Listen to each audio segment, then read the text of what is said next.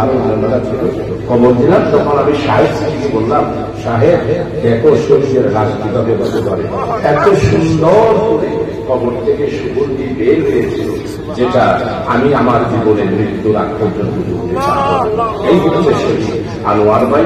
আল্লাহ তাআলা তার শাহাদাতকে সেই দিন কবুল করেছেন।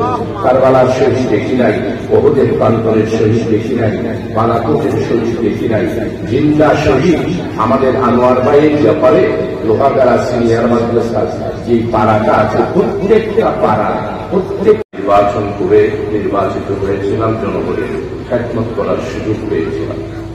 আমাদের শহীদ আনোয়ার ভাই লোহাগাড়াতে থাকে। লোহাগাড়া সিনিয়র মাদ্রাসা যেটা ছিল, সেই মাদ্রাসাতে লেখাপড়া করত। মেম্বার সাহেবদের বাড়িতেই উনি রোজিন থাকতেন। তো আমরা লোহাগাড়া বত্তরিয়া স্টেশনটা আমাদের প্রায় দোকানদার, দোকান কর্মচারী সবাই আমাদের ছিল। তো আমি প্রতিদিনেই লোহাগাড়া আসতাম, সপ্তাহে 2 দিন 3 দিন। তো শহীদ আনোয়ার ভাই বাংলাদেশ ইসলামী ছাত্র শিবিরের লোহাগাড়ার দায়িত্বশীল ছিলেন, মাদ্রাসার দায়িত্ব পালন করতেন। মহানগর আমাদের লোহাগাড়া বত্তরের সাথী শাখারও সদস্য ছিলেন। আনোয়ার ভাইয়ের শাহাদাতের ঘটনা আপনাদের অনেকেই হয়তো মনে নাই, আর আমাদের যুবক ভাই যারা আছে, ছাত্র বন্ধু যারা আছে, তারাও মনে থাকার তো কথা নাই। কারণ হচ্ছে সেই 93 সাল, আজকে 2025 সাল, তার মানে প্রায় 29 বছরের কাছাকাছি। আজকে 29 বছর অতিবাহিত হয়েছে। এই 29 বছরে আমরা মাত্র 3 বার আনোয়ার ভাইয়ের শাহাদত বার্ষিকী পালন করার সুযোগ পেয়েছিলাম। এরপরে আর শাহাদত বার্ষিকী পালন করার, বাড়িতে আসা, ওনার আব্বা আম্মা সবাই ছিলেন, আমরা দেখতে আসতাম, জিয়ারত করতে আসতাম প্রতি বছর, কিন্তু আমরা শাহাদত বার্ষিকী পালন করার মতো সুযোগ আমাদের ছিল না। শহীদ আনোয়ার হোসেন ভাই সাতকানিয়া কলেজে ইসলামী ছাত্র শিবিরের সাথে তৎকালীন সময়ে যারা আমাদেরকে দেখতে পারত না, আমাদের বিরোধিতা করত, আমরা যারা সেই দিন নির্বাচিত হয়েছিলাম তাদেরকে সহ্য করতে পারত না, তারা সব সময় সাতকানিয়া ঘটনা একটা না একটা ঘটনা সংগঠিত করত। বলিয়াপাড়ার আমাদের ছাত্র শিবিরের যারা ছিল, সমদল পাড়া, দুজমর পাড়া, আমাদের রামপুরের এই এলাকার যারা ছিল, প্রতিদিনেই সেখানে একটা না একটা ঘটনা হত। সর্বশেষ একটি ঘটনা সেইভাবে সেখানে উদ্ভব হল। আপনারা জানেন, সেই ঘটনায় সেই দিন একদম শান্ত শিষ্ট একটা পরিবেশ, সেই পরিবেশের মধ্যেই কিছু সংখ্যক উচ্ছৃঙ্খল অছাত্র তারা কলেজের মধ্যে আক্রমণ করে আমি তখন ছিলাম শহরে, আক্রমণ করে আমাদের ওসি সাহেব ছিলেন, উনি যেতে যেতেই আনোয়ার ভাইদের উপরে আক্রমণ করে আনোয়ার ভাই গেটে ছিলেন, গেটে তালা অবস্থায় তার উপরে বেদম ভাবে আক্রমণ করে শেষ পর্যন্ত সাতকানিয়াতে চিকিৎসা ফেল হয়ে আমরা চট্টগ্রাম মেট্রোপলিটন হাসপাতালে আমাদের শহীদ আনোয়ার ভাইকে ভর্তি করি। প্রায় 2-3 দিন আমাদের অক্লান্ত এবং যার পর নাই এবং সমস্ত জামাত ইসলামী ছাত্র শিবির আমরা আল্লাহর কাছে হায়াতের জন্য, সুস্থতার জন্য দোয়া করেছি, কান্নাকাটি করেছি। এরপরও আল্লাহ তাআলার পছন্দ হয়েছে আমাদের আনোয়ার ভাই অবশ্য সাতকানিয়া থেকে এই মেট্রোপলিটনের যতদিন চিকিৎসা ছিলেন একদিনও জবান করে কোনো কথা বলতে পারেনি। আমরা দেখেছি এবং সেবা শুশ্রূষা আমরা করেছি। শেষ পর্যন্ত আমাদের সমস্ত ডাক্তারদের এবং আমাদের সবাই পরিশ্রম এবং আমাদের সবাই আমরা সেবা শুশ্রূষা সবকিছুকে আল্লাহ তাআলার মেহেরবানি আমাদের সবাইকে শেষ পর্যন্ত শহীদ আনোয়ার ভাই আমাদের সবাইকে বিদায় দিয়ে আল্লাহ তাআলা ওনাকে কবুল করেছেন। ওয়ালা নাবলুওয়ান্না ওয়ালা তাকুলু লিমান ইউকতালু ফি সাবিলিল্লাহি আমওয়াত বাল আহইয়াউন ওয়ালাকিন লা তাশউরুন। কোরআন মাজিদের এই আয়াত অনুসারে আমরা শপথ ধারণ করেছিলাম। আনোয়ার ভাই, আমি এই ঘটনাটা বলছি এই জন্য, আমি নিজ হাতে কবরে দিয়েছি। তো আমি তো কোনোদিন কারবালার শহীদকেও পাই নাই, ওহুদের প্রান্তরের শহীদকেও পাই নাই, বদরের যুদ্ধের শহীদকেও পাই নাই। তখন এটা ছিল না, ক্যান্টন লাইন দিয়ে আমরা মাগরিবের পরে আমরা প্রায় এশারের সময় হয়েছে আমরা ওনাকে কবরস্থ যখন করতেছি। কারণ যে জানাজা চট্টগ্রাম লালদিঘির ময়দানে জানাজা হয়েছিল হাজার হাজার। এরপরে সাতকানিয়া হাই স্কুলের মাঠে সাতকানিয়া কলেজের প্রিন্সিপাল সহ শিক্ষক সহ চিরসাহেব সহ প্রায় নেয়ার এবং তৎকালীন সময়ে 20 থেকে 25 হাজারের মানুষের কান্নার মধ্য দিয়ে আমরা শহীদ আনোয়ার ভাইকে বিদায় দিয়েছিলাম। এইখানেও একটা জানাজা হয়েছিল, অত্যন্ত সুন্দর একটা কবর। এই কবরের মধ্যে আমি শহীদ আনোয়ারকে, আমি ছাত্র শিবিরের তৎকালীন সভাপতি, আমি তো তখন জেলা আমির ছিলাম, যখন জেলা আমির ছিলাম। শহীদ আনোয়ার ভাইকে যখন কবরে দিলাম, দেওয়ার পর আমি অনেক গিয়ে দেখিয়েছি, আমি মুখটা করলাম। এরপরে কবরের মধ্যে আমরা কোনো আগ্রহী নাই, কিছু নাই। ওখানে সাহেব সিদ্দিকী ছিল, আরো অন্যান্য ভাই ছিল, হাকিম ছিল, আরো অন্যান্যরা ছিল। কবর দিলাম, তখন আমি সাহেব সিদ্দিকী বললাম, সাহেব দেখো শরীরের লাশ কিভাবে বলতে পারে। এত সুন্দর করে কবর থেকে সুগন্ধি বের হয়েছিল, যেটা আমি আমার জীবনের মৃত্যুর আগ পর্যন্ত করতে পারবো। এই হচ্ছে শহীদ আনোয়ার ভাই। আল্লাহ তাআলা তার শাহাদাতকে সেই দিন কবুল করেছেন। কারবালার শহীদ দেখি নাই, ওহুদের প্রান্তরের শহীদ দেখি নাই, বালাকোটের শহীদ দেখি নাই, জিন্দা শহীদ আমাদের আনোয়ার ভাইয়ের ব্যাপারে লোহাগাড়া সিনিয়র মাদ্রাসা যে পাড়াটা আছে, প্রত্যেকটা পাড়া, প্রত্যেকটা লোহারা সেই জানায় দিয়েছিল আবার বিদ্রোহীরা নারীরা পর্যন্ত।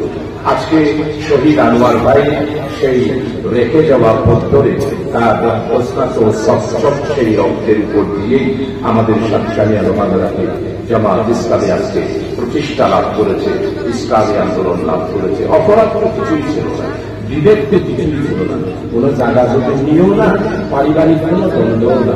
আমাদের আনোয়ার ভাই ছাত্র শিবির করত, আমরা জামাত ইসলামী করতাম। আমাদের উদ্দেশ্য ছিল একটা, মানুষের মুক্তির জন্য, মানুষের কল্যাণের জন্য। আল্লাহ নবী সাল্লাল্লাহু আলাইহি ওয়াসাল্লাম মদিনায় মুনাওয়ারাতে রাষ্ট্র কায়েম করেছেন, আমরা সেই একটা রাষ্ট্র কায়েম করতে চাই। আমরা তো কোনো রাজনীতি করতে চাই না, আমরা কোনো ক্ষমতায় চাই না, আমরা কোনো সরকার গঠন করতে চাই না। আমাদের আওয়াজ শুধু একটা। আজ থেকে 83 বছর আগেই আমাদের যাত্রা শুরু হয়েছে।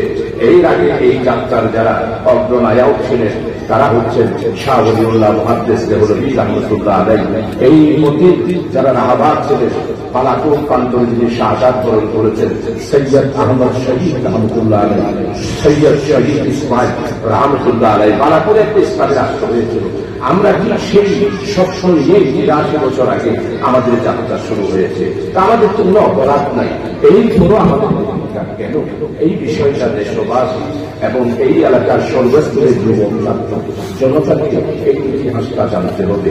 পার্থক্য শুধু এতটুকু, আমরা কি কল্যাণময়, ওয়েলফেয়ার, ন্যায়, ইনসাফ, বৈষম্য একটি সমাজ কায়েম করতে চাই।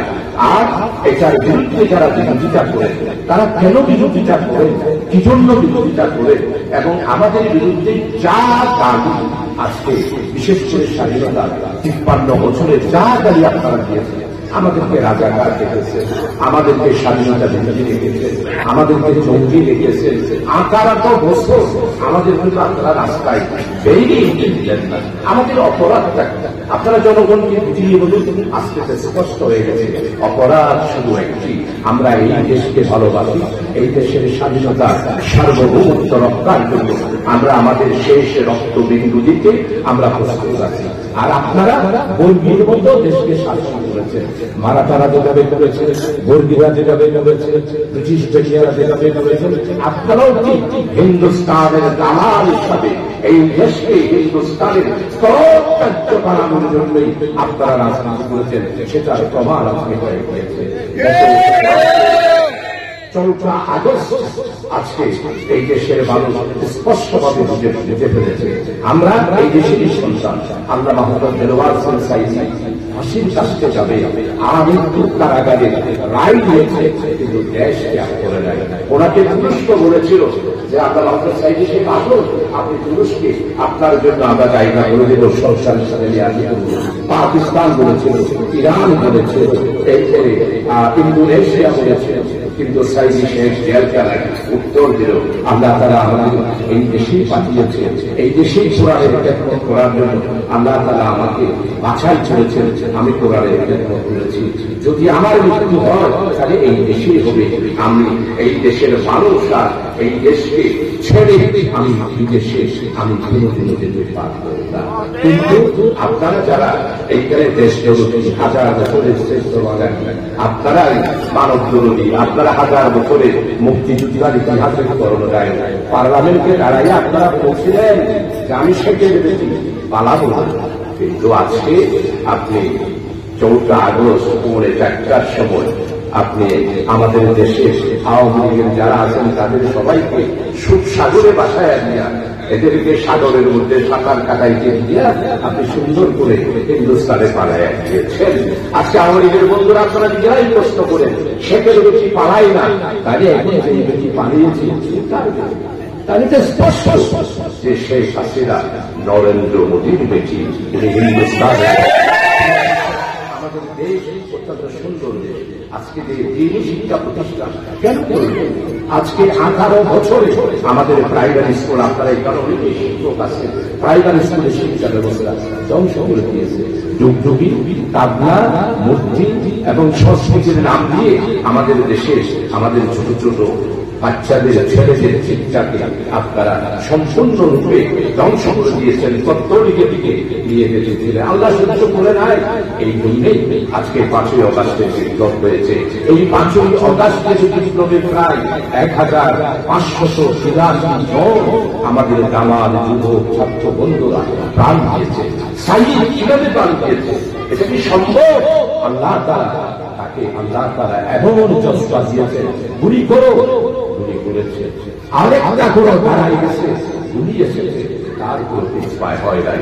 এইভাবে করে আমার দামাল ছেলেরা 1583 এই যে সেই অ্যাডভোকেট সাইফুল ইসলাম আলী হত্যা হলো, তারা বড় তাকে কেন তাকে এইভাবে করে হত্যা করলো? প্রিয় দেশবাসী, এলাকাবাসী, আমার নবী রাসূল সাল্লাল্লাহু আলাইহি ওয়াসাল্লাম পৃথিবীতে এসেছিলেন জালেমের বিরুদ্ধে, জুলুমের বিরুদ্ধে, অন্যায়ের বিরুদ্ধে, লুটপাটের বিরুদ্ধে, অত উজ্জ্বলা শক্তির বিরুদ্ধে। আরব জাহানে আমার নবী রাসূল সাল্লাল্লাহু আলাইহি ওয়াসাল্লাম আল্লাহর পক্ষ থেকে তশরীফ এনেছিলেন। উনি একটি সুন্দর সমাজ করেছিলেন। আরবের ইরানের জাহানের যুগে মদিনায় বড়বাড়াতে একটি ইসলামী রাষ্ট্র, এই ইসলামী রাষ্ট্রের মাধ্যমে অর্থনীতি শাসিত হয়েছে। আমরা মুসলমান, আজকে ইসলামী অর্থনীতি আমরা জানি না। আমাদের ভাই গ্রামগুলো আছে, ওনারা হয়তো লেখাপড়া করে ইসলামী অর্থনীতি জানতে পারে, কিন্তু আমার দেশের জনগণ ইসলামী অর্থনীতির সুফল পাই নাই। আজকে যে অর্থনীতি, এই অর্থনীতির মাধ্যমে 18 বছর নয় 53 বছরে অর্থ থেকে 75 মুরব্বী যারা আছেন তারা জানেন আওয়ামী লীগের সেই দিন তারা বলেছিল আমরা ইসলামী দল এবং জামাত ইসলামীকে দাবায় রাখিয়েছি। 72 থেকে 75 আমাদের কাজ করতে দেয় নাই। 18 বছর আমাদের বিরুদ্ধে মামলা, হামলা, অত্যাচার, আইনা সব কিছু আজকে আমাদের বিরুদ্ধে। আমরা কোথাও একটু বসতেও পারি না, আমরা কোথাও বসে একটা ফলাফল করতে পারি না। আমাদের জামাতের লোক যারা আছে তারা মাথা উঁচু করে কোনো বিয়ে অনুষ্ঠান করতে পারে না। আওয়ামী লীগের দিকে, জামাতের দিকে। ওরে ভাই, আওয়ামী লীগের বন্ধুরা আপনারা কি মনে করেছেন? আপনারা মনে করেছেন যে জামাত ইসলামীকে খতম করতে পারবে? পারছেন খতম করতে। আপনারা খতম করতে গাইয়া দিয়া নিজেরা তো ইতিহাসের আস্থা তুলে নিক্ষিপ্ত হয়েছে। আমাদের দেশটা অত্যন্ত সুন্দর দেশ। লুটপাট আরে প্রধানমন্ত্রী শেখ হাসিনা বলেছে আমার পিএমেরও 400 কোটি টাকা আছে, বলেন আমার পিএমেরও 400 কোটি টাকা আছে। আর এই পত্রিকায়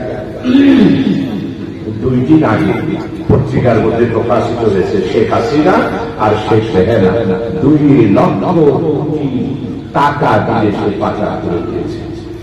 কাউয়া খাতে আর মন্ত্রীরা বিদেশি যাচ্ছে জুবান পান কাউয়া খাতে এবং আওয়ামী লীগের মন্ত্রী যারা ছিল তারা শুধু বিদেশে চিকিৎসা ভাবো $2 বিলিয়ন বিল পেমেন্ট করেছে সিঙ্গাপুর আর ব্যাংককের।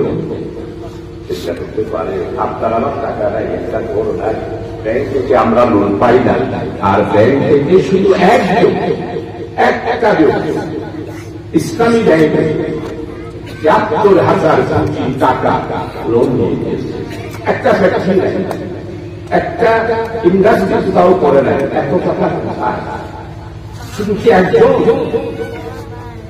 সালমানের রহমান আজকে ভ্যাকসিন ৪,০০০ কোটি টাকা উইদাউট ডকুমেন্ট ব্যাংক থেকে লোন করেছে। আজকে যুগান্তর পত্রিকার মধ্যে আছে, ইনকামের মধ্যে আছে, আপনারা বলবেন আজকে এতগুলো টাকা আর সালমানের প্রমাণ দেশে থাকতে পারছে। আল্লাহ রিজিকের দরবেশ কত সুন্দর গান। আওয়ামী লীগ বন্ধুরা আপনারা ইমান এত দুর্বল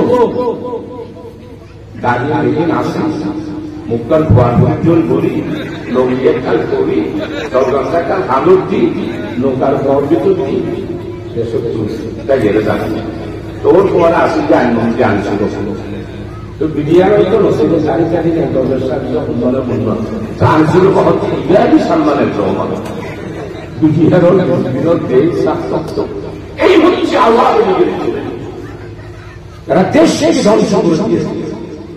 এই দেশের স্বাধীনতা সার্বভৌম আজকে বৈষম্য বিরোধী ছাত্র আন্দোলন ৫ই আগস্ট ৩৬শে জুলাই এই পরিবর্তন যদি না হতো তাহলে আমাদের যে ৬ মাসের মধ্যে ইন্ডিয়ার হিন্দুস্তানের সাথে ১৭টা চুক্তি করেছে। আজকে সিরাজুল ইসলাম সাল্লাল্লাহু ইসলাম মাহফিল আপনাদেরকে চিন্তা করতে হবে ১৭টা চুক্তি কি? পানি চুক্তি, যাতায়াতের চুক্তি, বাণিজ্য চুক্তি, বিদ্যুৎ চুক্তি। আমরা গ্যাস করতে পারবো না, স্বাধীন সার্বভৌম ইন্ডিয়া বলছে আপনারা গ্যাস করতে পারেন, গ্যাস করছে শুধু ৫,০০০ ভিতরে যদি পান গাড়ি কেন? আমরা স্বাধীন সার্বভৌম দেশ। ৩০ লক্ষ আমার গ্রামাঞ্চলের ৭১ সালে এক সাগর রক্তের বিনিময়ে আমার প্রিয়দের জন্মভূমি আমরা স্বাধীনতা লাভ করি। কারণ দয়া স্বাধীনতা পাই না, আমার গ্রামার যুবক ছেলেরা রক্ত দিয়ে স্বাধীন করেছি আমরা। আমাদের পতাকা আছে, আমাদের সংবিধান আছে, আমাদের পার্লামেন্ট আছে। তুমি কে হিন্দুস্তান আমাদেরকে চোখ জানায় দেখবে? আজকে বৈষম্য বিরোধী ছাত্র আন্দোলন আজকে ১৭টা যে চুক্তি করেছে, আজকে এক এক করে আমরা তো দাবি করছি এগুলো বাতিল করার জন্য। আজকে গ্যাস আমরা উত্তোলন করতে পারছি না, এই চুক্তি বাতিল হলে আমরা যদি বেশি নয় বিশেষজ্ঞরা বলছেন ৭,০০০ নিচে গেলে এই গ্যাসের সমুদ্রের ভিতরে আমাদের বাংলাদেশ নয়, বাংলাদেশের মতো ২২টা দেশ ৫০ বছর আর আমাদের গ্যাস। এই হচ্ছে বাংলাদেশে আমাদের অবস্থা। কিন্তু দুর্ভাগ্য পররাষ্ট্রনীতির কারণে আজকে আমাদের দেশের অর্থনীতি সর্বশান্ত হয়ে গিয়েছে। প্রত্যেকে হবে ৮টা ব্যাংকে কোনো টাকা নাই, সিলেটের টাকা। আমি গত পরশু ইউনিয়ন ব্যাংকের চেয়ারম্যান জনাব শহীদ সাহেব আমাকে ডেকে নিয়ে গিয়েছিলেন একটা বিশেষ কারণ। উনি বললেন সিলেটের এতিমখানার যা টাকা আছে ওই আপনারা দেখেন না, যার নামে ওইখানে কত মসজিদে চাঁদা দিচ্ছে, তো যেই মসজিদে এই মসজিদের নোয়াজ করলে নোয়াজ হতো আর আচার্য আর বাইরে যাবো বলছে এই মসজিদ সরিয়া দিতে পারছি সরিয়ে হইতো। কারণ আমার কিছু টাকা আমার চিন্তার টাকা সিলেটের টোটালে চিন্তা এখন চিন্তানা আমাদের কচিয়া মাদ্রাসা সম্মানিত মোহাম্মদ সাহেবের আমার কাছে বলতে কি বুঝুন এখন ওটা আর কি কমে তো নাম নগর কেগুলো নাম আপনারা বুঝছেন না, বুঝছেন আপনারা চায়। এই হচ্ছে অবস্থা। দেশের অর্থনীতি ১৬টা পরিবার আমার বাংলার সম্পদ ভোগ করতেছে ৮৫% শুধু ১৬ সালে। শেখ পরিবার, সিটি পরিবার, বসুন্ধরা পরিবার আর আখতারুজ্জামান বাবু আছে ৮৫% ১৬ জন মানুষের সেবক করতেছে। প্রিয় ভাই, আমি আর বেশি বক্তব্য করবো না, আরো ২টা মাহফিল আছে ইনশাআল্লাহ আপনাদের সাথে দেখা হবে। আসুন দেশকে যদি বাঁচানো চান, দেশের স্বাধীনতা সার্বভৌমত্বকে যদি রক্ষা করতে চান, আমার বৈষম্য বিরোধী ছাত্র নেতৃবৃন্দরা আজকে একটা স্লোগান, সেই স্লোগানটা কি? দিল্লি না ঢাকা, ঢাকা দিল্লি না ঢাকা ঢাকা ঢাকা। রক্ত গরম, মাথা ঠান্ডা, এটাই হচ্ছে আমাদের বৈষম্য বিরোধী ছাত্র আন্দোলনের আমাদের স্লোগান। আসল এই বৈষম্য বিরোধী ছাত্র আন্দোলন নতুন বাংলাদেশ আমাদেরকে যে আজকে উপহার দিয়েছে, এটা রক্ষা করার জন্য আমাদের সবাইকে ঐক্যবদ্ধ থাকতে হবে। আমরা যে সুযোগ পেয়েছি এই অবস্থায়, অবশ্য আওয়ামী লীগের মানুষ হলে মনে মনে ভাবেন আবার আবার আইবো, আবার ক্ষমতা বদল করে নির্বাচন আর আইবো করাই। আমরা আসি, আমরা ছিলাম, আমরা থাকবো। আপনারা আর বাংলাদেশের রাজপথে আসতে পারবেন না। আমরা দেশের উন্নয়ন চাই, সমৃদ্ধ চাই, বৈষম্যহীন আমরা আমাদের দেশ চাই। চিন্তা করতে পারেন বেতনের ভারসাম্য আশ্চর্য ব্যাপার। সেক্রেটারিয়েটের একজন সুযোগ তার সুযোগ সুবিধা সব সুবিধায় 3 লাখ টাকার কাছাকাছি, আর মসজিদের ইমামের বেতন 3,500, 4,000, খুব বেশি হলে 5,000। তাও নসিবকে গিয়ে পারতাম, তাই এরকম বলতে পারে। একজন রিক্সা চালক তার বাড়িতেও নাই, একজন কৃষক তার কোন ছেলে ছেলেকে লেখাপড়া করার জন্য তার কোন ব্যবস্থা নেই। আমার কামরুল ভাইদের মতো যারা ইঞ্জিনিয়ার, তারা প্রাইভেট ইউনিভার্সিটিতে লেখাপড়া করে 4 লাখ 5 লাখ, তাদের যদি বড় বড় করে ছেলের ওপর না, এটা করতে পারে না।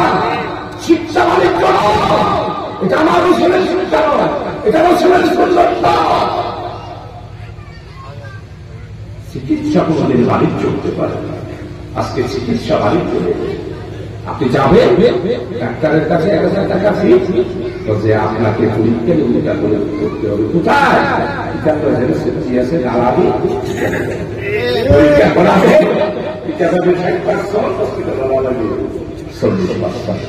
এই সমাজ হতে পারে কোনদিন। আমি সম্পন্ন আমাকে অনেকেই বলে আমাকে এটা আমার রসুলের, এটা আমার সংলাপ, আমার কোরআনের, আমার অর্থব্যবস্থা। শিক্ষা সবাই পাবে, গরিবের ছেলেও পাবে, জসিমুসি উপজেলার ছেলেও শিক্ষা পাবে, আলমগীরের ছেলেও শিক্ষা পাবে।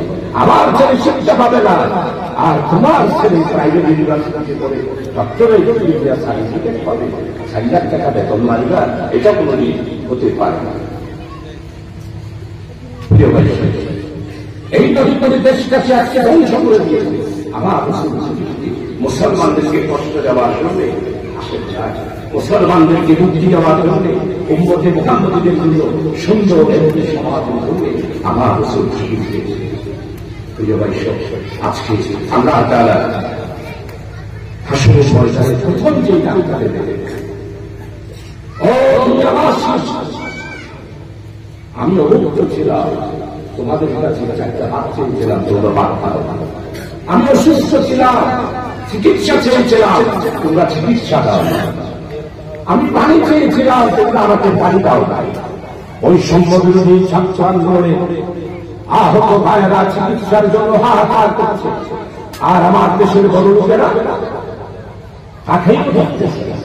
শুধু আমাদের চট্টগ্রাম মহানগরীতে 276 জনকে আমরা সমস্ত চিকিৎসার ভার নিয়েছি, আর আমাদের জামাত ইসলামী প্রত্যেকটা শহীদ পরিবার 1583 পরিবারকে 4 লক্ষ টাকা করে জামাত ইসলামের পক্ষ থেকে আমরা দিয়েছি। আর আমরা চিকিৎসার সমস্ত দায়িত্ব আমাদের আমির জামাত ডক্টর শফিক সাহেব, আমরা চিকিৎসা করাচ্ছি। কিন্তু আমাদের এই দেশে বড় বড় লোকেরা, তাদের কাছে কোনো খবরও নাই।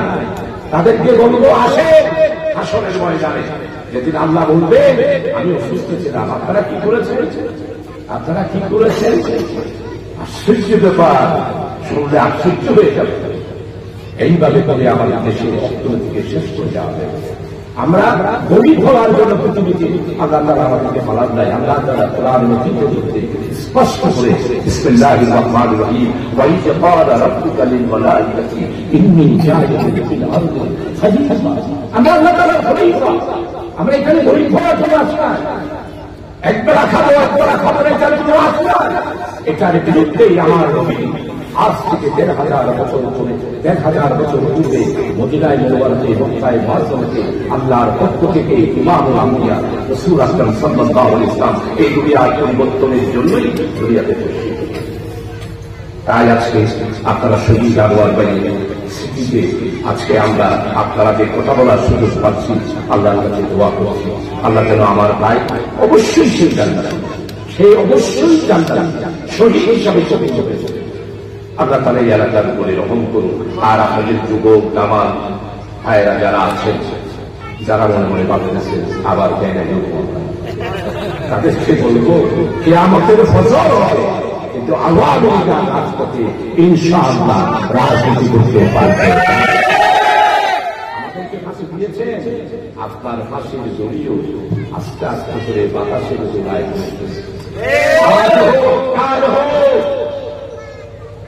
আপনারা যারা আমাদেরকে ফাঁসি দিয়েছিলেন তাদেরকে অবশ্যই ফাঁসির কাজটি আপনাদেরকে ঝুঁকতে হবে, আপনাদেরকে ফাঁসি দেওয়া হবে।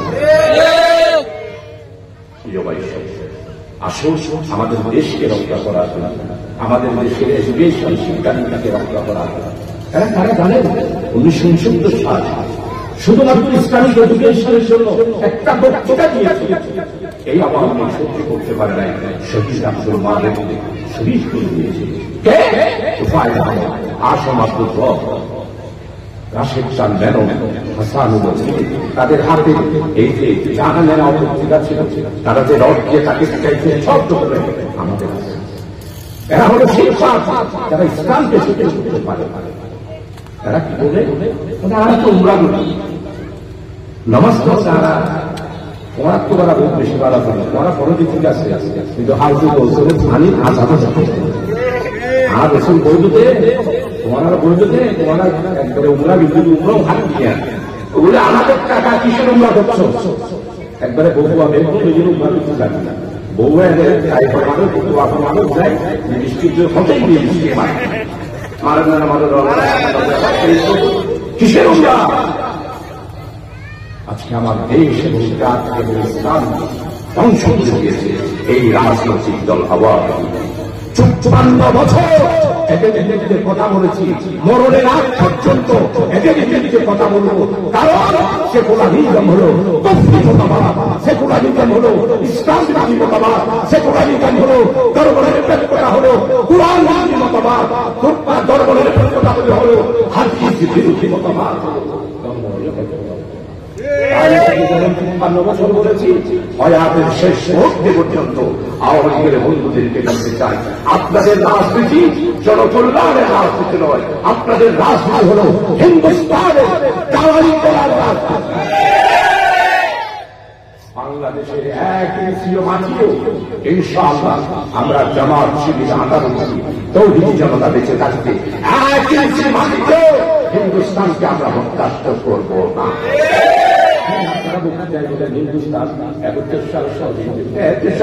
সহযোগিতা করানোর মানে আর স্বাধীনতা সার্বভৌমত্ব খবর।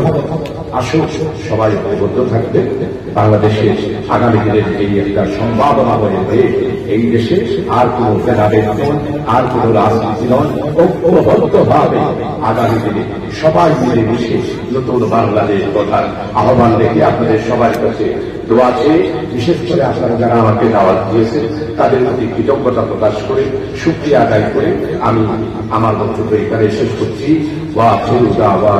আলহামদুলিল্লাহি রাব্বিল আলামিন। আসসালামু আলাইকুম ওয়া রাহমাতুল্লাহি ওয়া বারাকাতুহু।